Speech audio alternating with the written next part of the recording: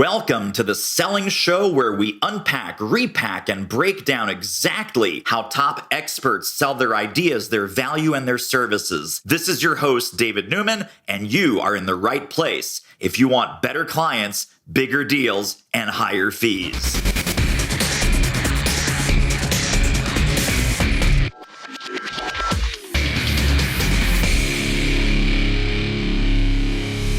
We sometimes talk about expertise. We sometimes talk about specialized expertise, and we sometimes talk about deeply specialized expertise.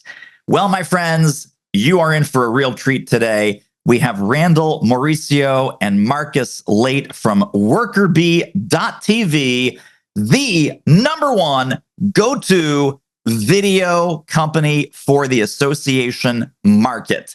Video as a marketing tool, video as a member education, recruiting, and retention tool.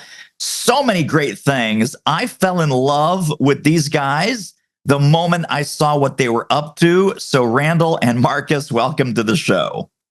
David, thanks so much for having us.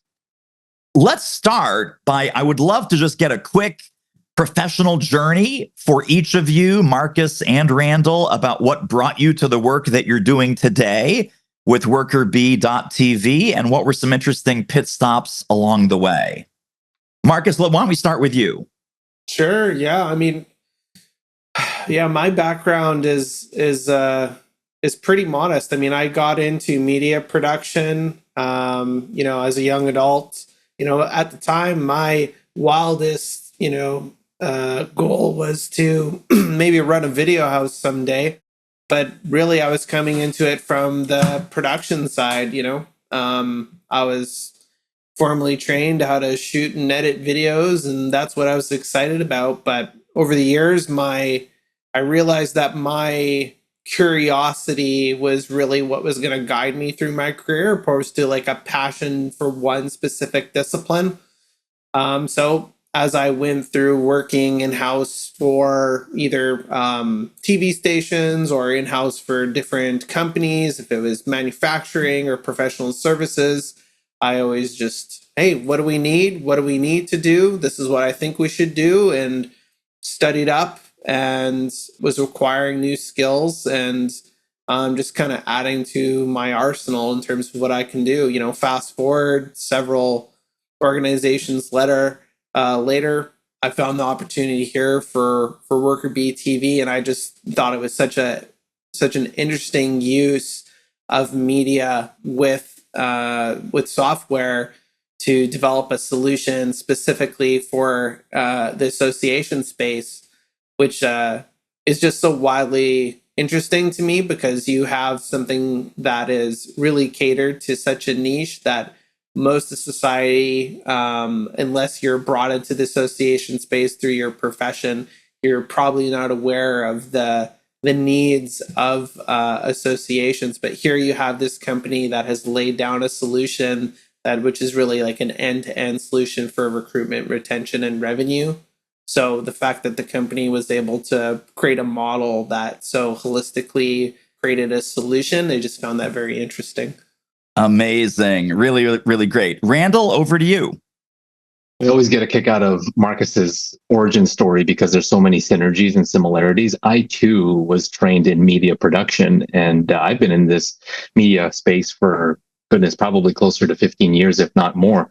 And, we were just sharing this with you moments ago. I started off in radio and television, sports journalism, and realized real quick that being in front of the camera was not for me. And that was my segue into WorkerBee TV. At the time when I was making that segue into this company, I actually did not know what my career focus and trajectory was actually going to be. For all intents and purposes, it was going to be a stepping stone. And so for you, David, and for the listeners, I'm not the founder of this company, but I was there at the very infancy, back when there were fewer than 5 people.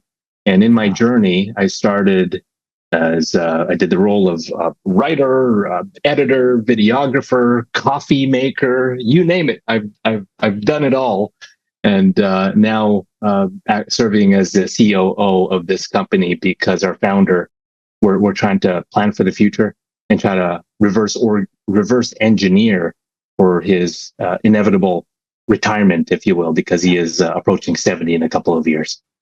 Well, I would love to talk about this whole end-to-end solution, because I know that there's a ton, and this speaks to our deep specialization topic that I want to dig a little bit more into. There's a ton of companies out there that do corporate video, right? All kinds of video, all kinds of clients, for-profit, nonprofit, every imaginable industry under the sun. The problem with video on its own is you may have an amazing team, fantastic shooting, incredible editing, amazing delivery. You hand it off to a client. They have no idea what to do with this asset.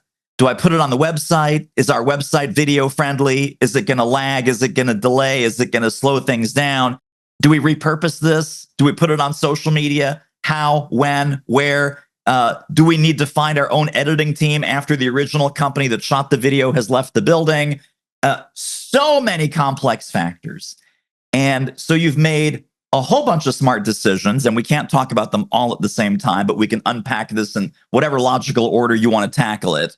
Number one is the concept of all association, all the time, every day, month after month, year after year, decade after decade. We've decided to set up camp in the association landscape. These are our people. This is our movement. And then end to end with your 4 ingredients, that online platform totally included. Content strategy, the thinking, not just the shooting and the editing, but the thinking. Why are we investing in video? What are all the different ways that we can use that video? Monetization, category number 3. And then agency services. So when Elvis leaves the building, we have an agency and a machine to keep running this video content through all different kinds of channels, all different kinds of repurposing, all different kinds of ways to bring attention and focus. And as Marcus said, the revenue, the retention, and the recruiting to the association as a permanent built-in asset. So we can start with why the association world. We can start with why the end-to-end integrated product suite. Where would you like to begin? I think I'd like to start with why the association space, and then let's peel the onion and get into our suite of services. And so I'll make this one really quick. And Marcus, if you have anything you want to interject with, please do. I want to start there because personally, I have that history with this company.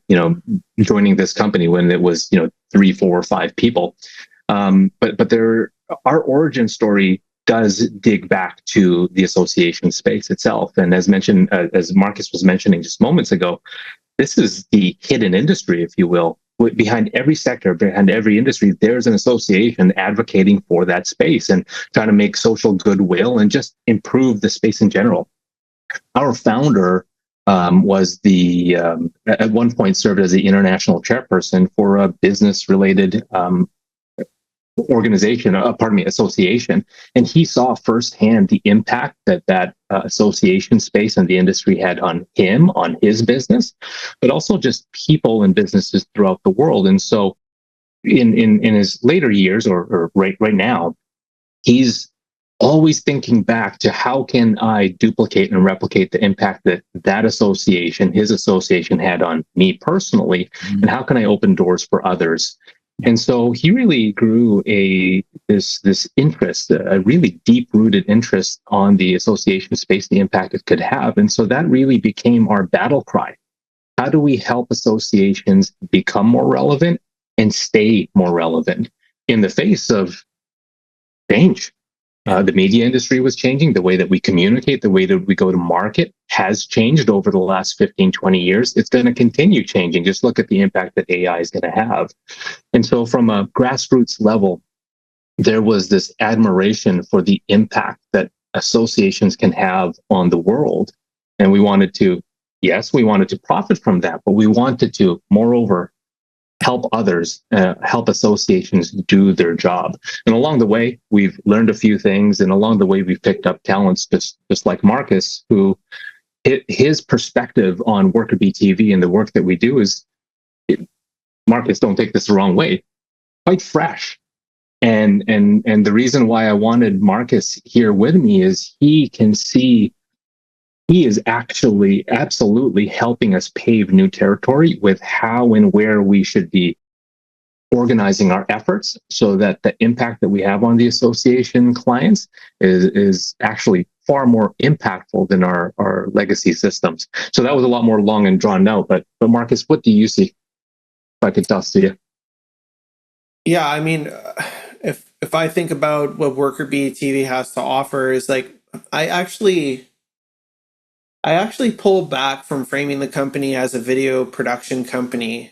I think that's actually the wrong way to look at it. I think it has everything to do with where the company came from. You know, you could classify us as a video house, but over the years, we've really evolved into something into something else by investing and one at a time into solutions that really meet the pains of what prevents an association progressing. And by progressing, I mean, how do we provide member value, right? Every association has a vision, right? That's the one thing that unifies them all. That's in some ways the primary concern across every association, is providing value to that member. And then two, I mean, it doesn't matter how virtuous your position is for whatever cause, unless you have revenues to be able to facilitate that good work that you want to do. Well, you know, if it's me and you, David, with a sandwich and a couple of loonies in our pocket, we're not going to, you know, fight hunger, right? So we need revenue to be able to fund all our work. And one by one, Worker Bee TV has evolved into these really three core competencies of the video production, which is kind of like the sand in the jar between the rocks, right? Yeah. The media platform that we've developed that allows associations to be able to distribute their media and provide the experience that really just, it's table stakes at this point of view, right? You'd be surprised at what a lot of digital experiences are created without thinking about what is kind of table stakes for people in terms of the way they interact online. People don't want to sift through a blog in chronological order or go to a videos section of a website. Like we're talking 1999 websites at that point, right?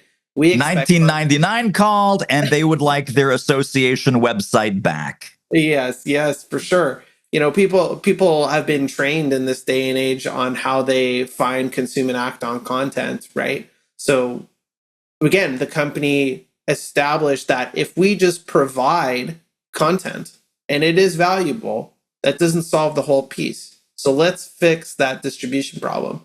Okay, we got the distribution problem fixed. Here you go, client. But that's all well and good. We can provide all sorts of value to the association, right? And fix problems in terms of helping them support that member value. But we just ultimately become a cost center. And associations are already nonprofits. They struggle for revenue. The thing that's and it still surprises me to this day, is that there's this lack of clarity that if you have an audience, especially one in a niche, like every association does, well, actually generating revenue becomes very easy, right? And I suspect, David, that you know about this all too well, is that if you build an audience, that's really step number one, or at least the key ingredient in terms of monetizing anything, right? So in my view, while associations, yes, struggle to generate non-dues revenue, they're actually in an extremely great position to be able to generate that non-dues revenue. It's just simply not being exercised. You know, it's something like this. Remember, David, back when the internet and websites all became a thing? Sure. And every Fortune 500 company had a website, but no one really knew what the heck they were supposed to be. You go to like Coca-Cola's website and there's just really no plan or strategy behind it. You know, just everyone feels like we should have a website. Then social media came along. Well, everyone started having social media accounts, but no one really had a strategy. There's no point behind it, right? that's kind of what digital is in the association space to some degree. And you see this in some ways in agriculture and other verticals, but we're doing things because we feel like we should be doing them, but not actually having a purpose and a strategy behind it that serves our objective. And in some ways, this is Worker BTV's strength and weakness because we are so wide in our solution, right? But again, that's where the passion that Randall and I have come for the company. Hang on. Let's back up the truck. Beep, beep, beep, beep. Listen, I have a brand new sales book out there. You got to get your hands on it. It is awesome. It is amazing. It is fantastic. It is useful, practical, actionable, and a ton of bonuses are waiting for you over at doitselling.com. Grab your copy right now and grab all the bonuses, goodies, companion tools, and downloads that go with the book. You'll love it. I guarantee it. Because this brings up I think a critical question. An association executive director, CEO comes to the website. They say, okay, this is great. And maybe I've gotten, a referral. Maybe I've seen you at an event.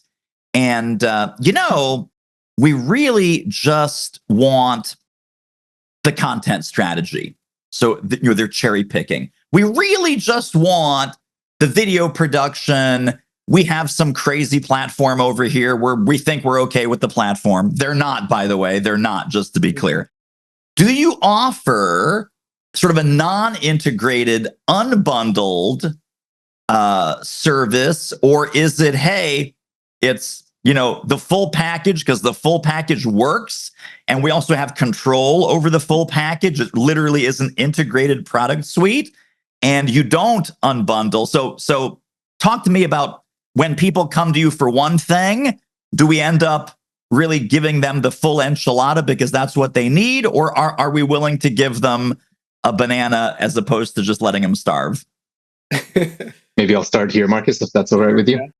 Yeah, because I have seen the evolution of Worker BTV. Anytime you start a company, of course, you're going to debundle or unbundle and offer these services. We've gotten now to a point, David, where we've seen the history, we've seen the patterns, and to the comment you've made, together and actually bundling and packaging all of our pillar services together is absolutely the way to go. And I'll give you an analogy to help illustrate the impact that we have on associations. Remember when trade association magazines first came out many decades ago? Oh, yeah. A magazine for your industry, and you could really sink your teeth into. Yeah. That is amazing. And so in a lot of ways, if you look at that magazine, Worker BTV is just doing the same thing. We have a digital platform, or in other words, the magazine that's bound together, the pages, 50 or so pages. We have the digital media, whether it's podcasts or video media or what have you. Those are the articles that go into the magazine. And last but not least, the advertising space that you'd have in a physical magazine, no different than the digital banner ads that we have on our platform. It's really one and the same thing. And so we're not doing anything different per se, but we're just doing it slightly differently. And we're helping associations cross that digital transformation chasm, if you will, to help them update and modernize the way that they communicate. Yeah. And so back to that analogy, could you imagine a magazine without one of those three pillars? It wouldn't do very well. I'll just take the ads. Please. That's really all I want is the ads. No magazine, no articles, no content, no value. So, yeah. Right, it's like selling a car with no seats. It's like, well, but you're gonna really need the seats if you're gonna drive the car anywhere. Exactly. And imagine, YouTube, even though YouTube is for the general market and masses. Imagine YouTube without its ability to monetize. Imagine videos without the platform YouTube. And so we've really taken that sentiment and mentality, and that's how we've packaged up our services into this full turnkey solution. Yeah, for sure. Let me throw the next question, starting with Marcus, which is about when an association comes to you and they're familiar with what Randall was just saying about, hey, we had a magazine, we have a website. Talk to us about video and the power that video has as a medium to do all these things that Worker Bee TV does. What is special or different about the video medium that they really can't get anywhere else? Yeah, well, I would say it's not just the video, it's also the podcasts. Like, I think about this as media, right? Opposed to just providing articles, right? And this is the way I think about media production, and especially in its place inside of associations. It's like there's a spectrum here between entertainment and value, right? If there's a gentleman on camera and he's, maybe got a monotone voice and it's just a talking head and he's just droning on, but everything he's saying I can take action on today, and I'm just furiously writing down notes, sign me up. I will be engaged. I will finish that video, right? On the other end, if there's nothing that's really actionable, but it's perhaps very entertaining, and by entertaining it could just be, hey, that's inspiring. That's a story that really puts some wind underneath my sails. I want to go out and get back to work, right? But the best content is kind of something in between, right? It's entertaining enough to grab your attention and keep you going through, but it is also providing value. And I think this is the appropriate place for how associations can think about what they should be providing when someone joins to be part of an association. Like, at the end of the day, it doesn't matter how virtuous your value proposition is, right, as an organization, or the products that you set up to help facilitate that member value. Every member is going to think, what is it in for me? And it's not just associations. All of us are asking that all the time. Yeah. You cannot forego that. To some degree, we exercise a certain amount of selfishness, right? If I pick up this cup, I'm motivated by the fact that there's coffee. That's what's in it for me. No, we don't do anything in life without having a value proposition behind it, right?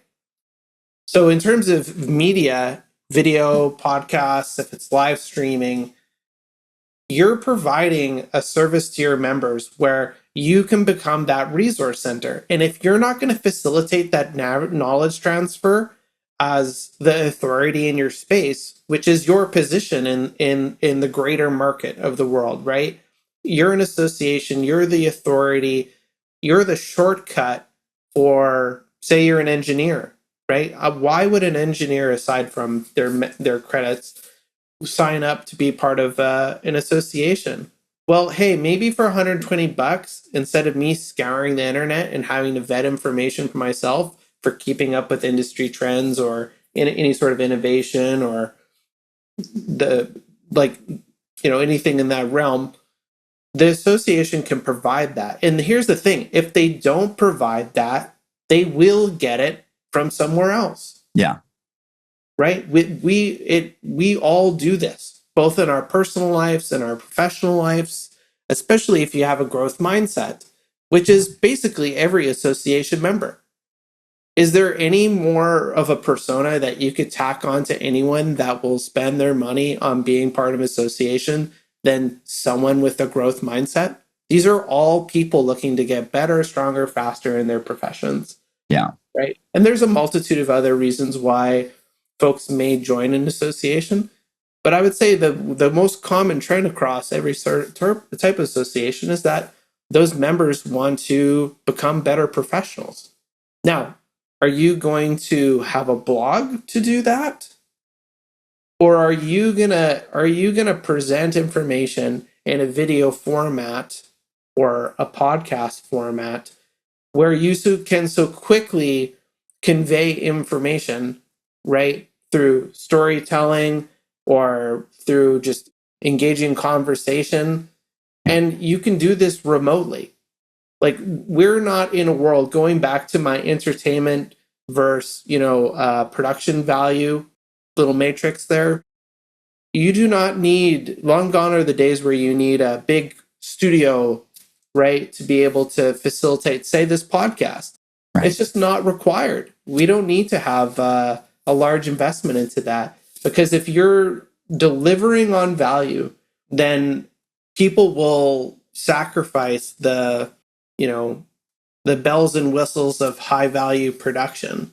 Not to say that there isn't a place for a well-produced video, but especially in the association space where it is so much about knowledge transfer, we can do that so much more efficiently in today's age. And ultimately, when someone signs up to be a member, that's step number one as far as I'm concerned is, okay, I'm a member. Set me loose. Where do I begin? And that's where we see the role of content, right? Opposed to just thinking about, say, video production. It's really about what kind of content can we provide to our members that are going to facilitate that value proposition that we must deliver on. I want to talk about the association landscape in general, because you mentioned about your founder looking at the next chapter of his life. I just turned 60 years old myself, so I'm at the very, very tail end of the boomers. So I'm either the youngest boomer you will ever meet or the oldest Xer. Associations, the buzz in the association industry. People are aging out. Young people do not value or do not recognize what an association is, what an association does, what an association means. And I think one of the great things that your work does for people is your clients, your associations. It's like, okay, it's not even about, what it is. It's a professional association. It's a trade association. It's a society of people in this industry. What you help them do is convey, number one, what that does. So what does that catalyze? What does that mean as far as education, advocacy, a gathering place for idea exchange, what it does and what it means, right? Well, what does it mean to belong to this association? What does it mean to belong to this industry? What's the vision? What's the big picture landscape? So when an association is having this sort of existential battle for its own existence and its own future, talk to us about, what's in that CEO or executive director's mind when they finally come to you and they say, Randall, Marcus, something needs to change because we're not resonating with the younger generation. Our numbers are graying and our numbers are going down. Can you help us? So take it from there. Maybe we'll start with Randall on this one. What does that existential battle for the future of associations look like from your chair? I think you summarized it and you touched on it really well, David, because there's a lot of competition out there. If you look at the changes just in the last 15, 20 years, even fewer, social media is a competitor. There are now more associations than ever, even in the same sector. So that's a competitor. But if you look at the changing habits and behaviors of the prospective and future members, they're wildly different from the existing members and boomer members that many associations are quite frankly used to. Our buying habits are changed. And, just listening to Marcus moments ago, it forced me to think back just within the last 5 to 10 years, how my personal habits have changed. And that should be reflective of how future members' buying habits should be factored in. Things like, and I know this is an extreme personal example, but things like building a new home, purchasing a new car, buying an engagement ring. 3 purchases I made just by watching videos. I did not need a salesperson. I did not need all the other material. I didn't have to be part of a process. I went online, seek the data myself, tried to educate myself. Then I narrowed the vision and the short list before I moved forward. And so I know that that's an extreme example, but that needs to be factored in the buying journey or the member's journey as a new member, is opening up their lens, asking themselves, how am I going to become a better professional, as Marcus had said? Yeah. Or if you're like my wife, who's a medical professional, how am I going to get the certification I need to make sure that I am a certified professional within my industry? Those 2 scenarios there are things that the association delivers value on. And so back to your question, if I'm the CEO, our services, Worker BTV services, are an enabler. Not only can we help you produce the content that your membership needs, no matter if they're going to become a member or decide to become a loyal member, we can help you with the strategy so that the content we produce has a very purposeful target at the end of the video or podcast or article that we produce, but also to make it profitable for you. And back to our 3 R's, recruit, retain, revenue, that's the business of the association. And so helping you with one, but not the others, might be short-sighted. And so from the CEO perspective, we can tackle all 3 of those value propositions in the same strategy, in the same effort. Marcus, would you like to chime in on the existential battle for the future of associations? Yeah, I mean, I frame it this way, is associations competition isn't necessarily other associations. While that's true in some specific instances, it's actually the for-profit center, right? Like, it is the greater internet, the greater access to internet, the generation coming in that knows exactly how to find information, right? They can self-serve information now more easily than any moment in history. That's the world we live in. So the association needs to ask itself, what is my value proposition? And I'll speak about myself. This is what I would do, is that if I'm a professional, if you can tell me that I can pay a membership fee and cut through all the chaff of the internet with all the gurus and all the noise out there, and I can go to an authoritative source and, hey, they're going to bring me the information that I need to know for 2024, right, from vetted sources, and facilitate my growth, that is a tremendous value proposition for an association, right? So now I don't need, I have one URL that I'm going to, and I can access that 365 self-serve at my schedule. Yeah.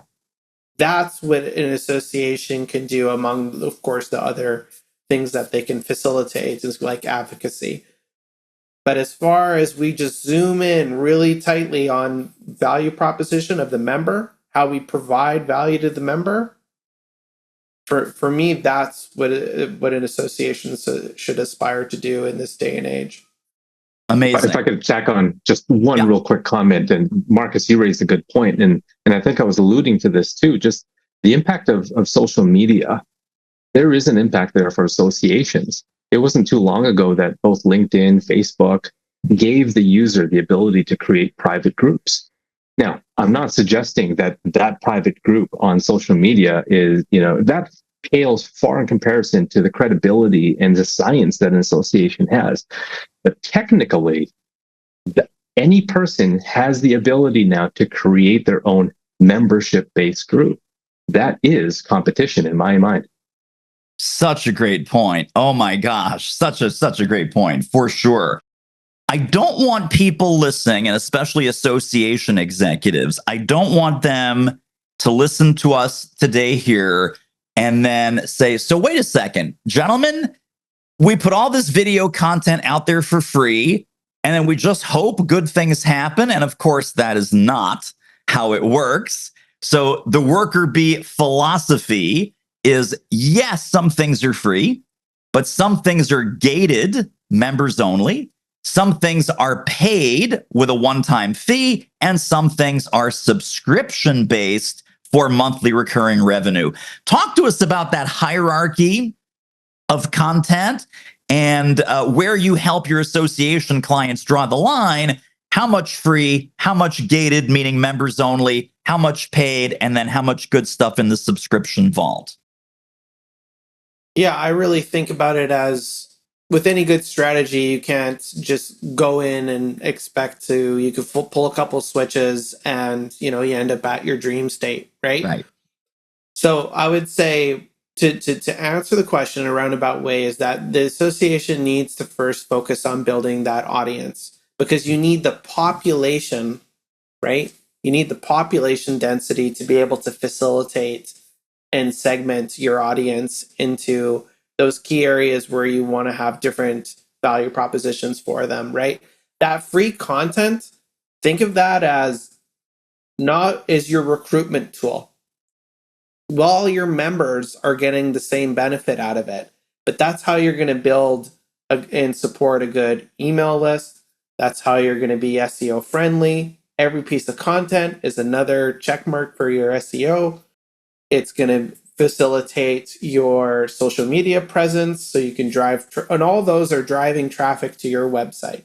In my mind, a good content strategy is not only one, in this case for associations, is facilitating value to members and non-members, but is also training people that your place on the internet is where you want to go for that type of information, right? So if I'm an engineer and I'm searching up the latest innovation, I should aspire that my association is actually going to be on the front page of Google, right? So that's a little bit about how I position that free content, right? Let's pretend we're somewhere in year 2 of developing this strategy or deploying this strategy, right?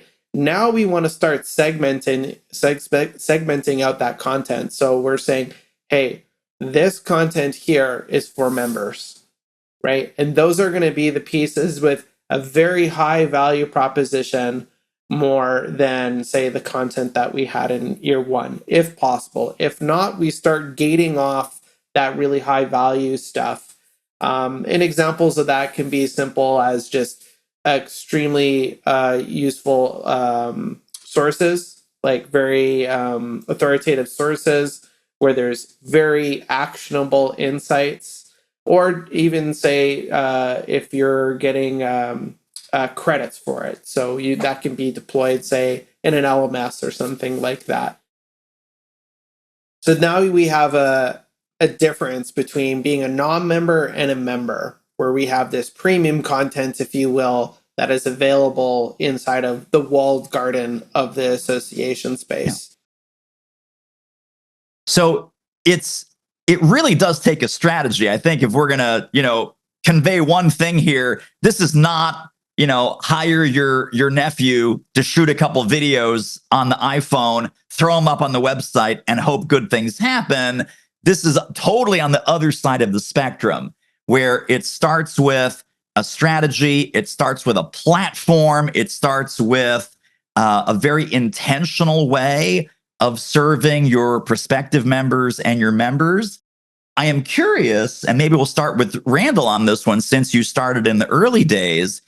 Was the vision always to have this integrated, or did you just start with one of these pillars and then expand as you realized clients really needed more and more to deploy the strategies that you were helping them with? I love that question because it forces me to the past and reflect, which I think is always fun. And the answer is the latter, David. We actually started in a very narrow fashion. Case in point, our first original offering was actually, you get a video a month with a platform, very much news and updates focused. And so the early days of internet TV, that was sort of the expectation and perception, is there would be this anchor, news anchor, if you will, reading off of a teleprompter, giving the news and the updates of the association. But along the way, once we really got more and more integrated with the needs and wants of association executives, to Marcus's point earlier, we started uncovering all of the different use cases. Well, I want to recruit new members. And so therefore that campaign requires a different tact and strategy, and you probably shouldn't monetize that because you're trying to deliver member value. Whereas the person who is in charge of the conference and trade show, that executive might say, well, how do I monetize my content, right? Because sort of like going to a conference or trade show, everything is monetized, including the lanyard that you wear around your neck. That has a sponsor paying, 5, 6 figures in sponsorship dollars. And so based on the different departments of the association, we started uncovering all of these different niches and use cases, and we really needed to adapt our ability to find strategies that work specific to those departments, while also tying it up to the CEO level so that the CEO can look at each of the departments and say, yes, this is a slam dunk. This is going to be profitable. It's going to be purposeful. It's going to be predictable, so on and so forth. And so, long way of answering, it really stretched us to become more flexible and more agile with all of the use cases and pairing a strategy to each of those departments. Yes, I know. Terrific episode here, but have you seen our latest web training? Oh my goodness, pop over there right now, or as soon as you're done listening to this episode, it's doitmarketing.com/webinar. See you over there. Back to the good stuff. Let me ask, and maybe this is a great Marcus question. If you look at the six big initiatives, right? Generate non-dues revenue, engage and grow membership, event impact, as Randall was just talking about, right? To increase event impact, event attendance, event excitement, even build anticipation for the next one. Market the association itself, enhance learning initiatives and accreditation for the associations that have some sort of continuing education component, and then finally improve internal and external communication, including advocacy. When you get a brand new client and they say, hey, Marcus, we want the whole enchilada, where do you advise them to start? And then how do you start to add in additional ingredients to avoid overwhelming them so their heads don't explode? Yeah, that's a good question. I mean, ultimately, most of our clients, realistically, they need to start with building an audience, right?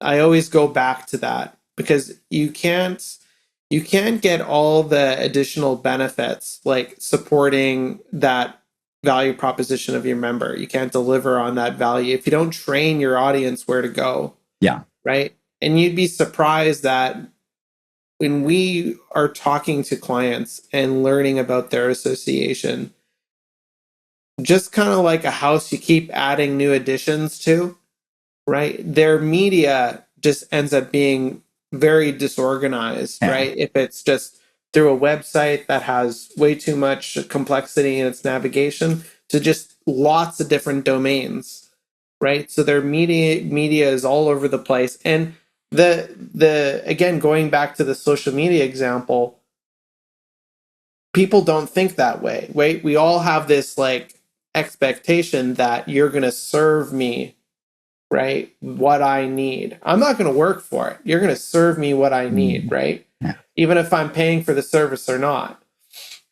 So going back to it, where do they start? I would say start with building an audience. How do you build an audience? Well, you got to start with that content that your members find most valuable. How do you do that?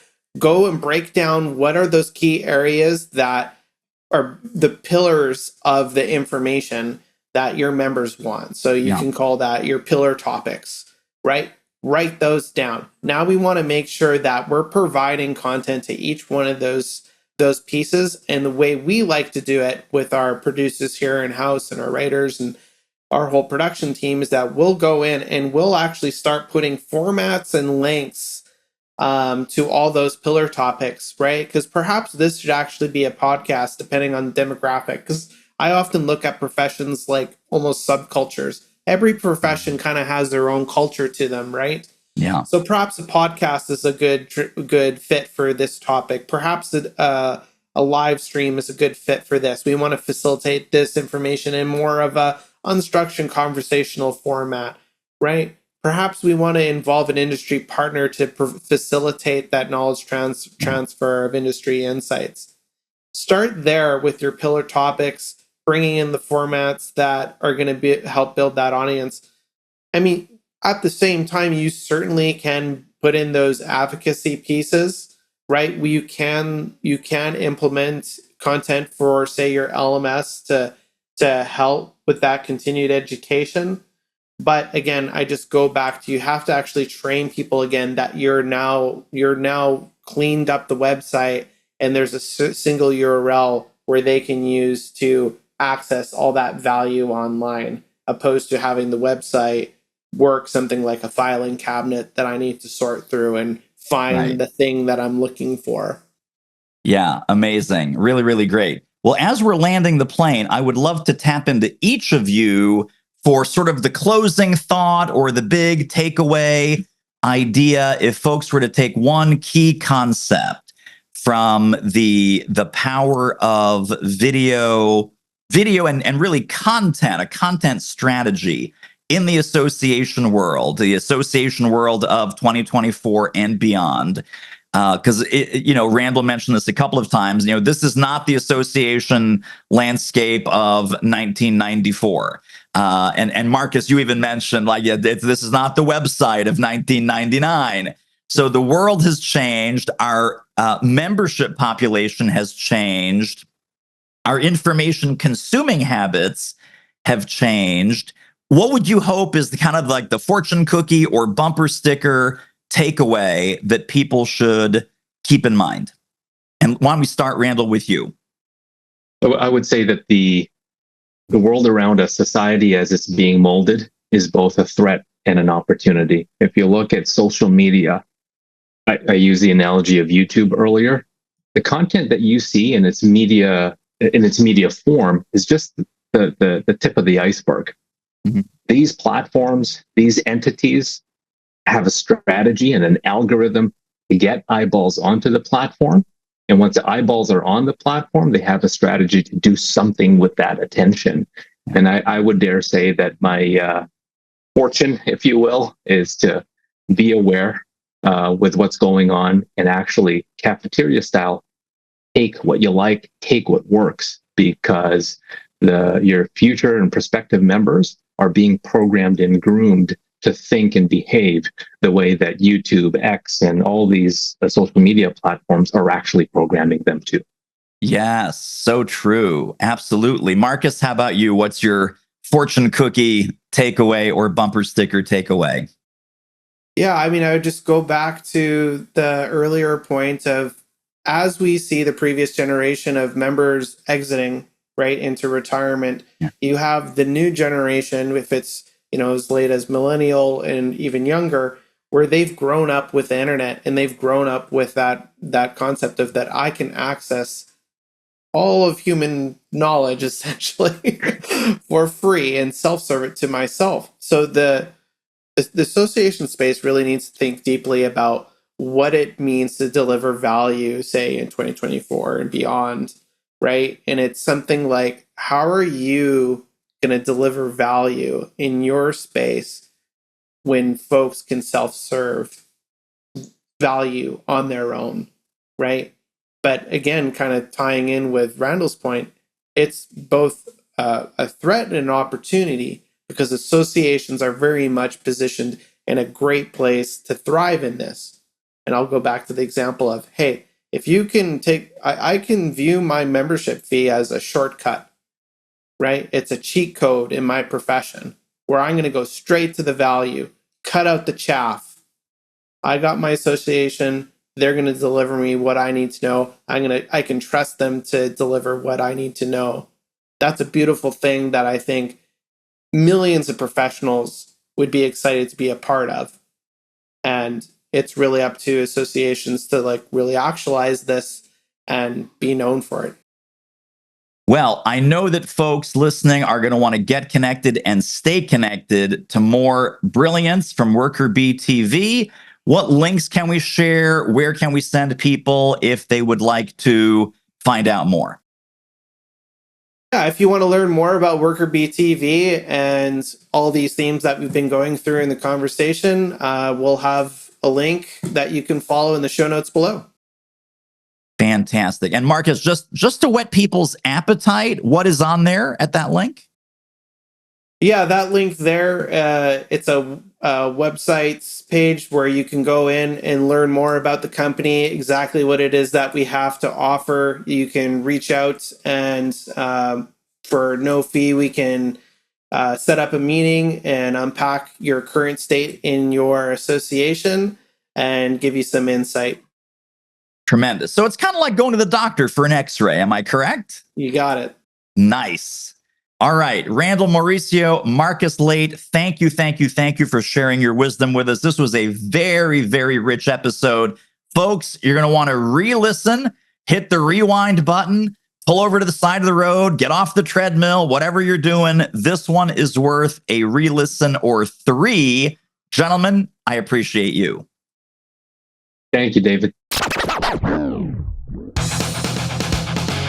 And that wraps up another episode of The Selling Show. Hey, tell you what, if you like us, rate us and review us on Apple Podcasts, subscribe, tell a friend, go grab the notes and downloads and extras at thesellingshow.com. See you next time.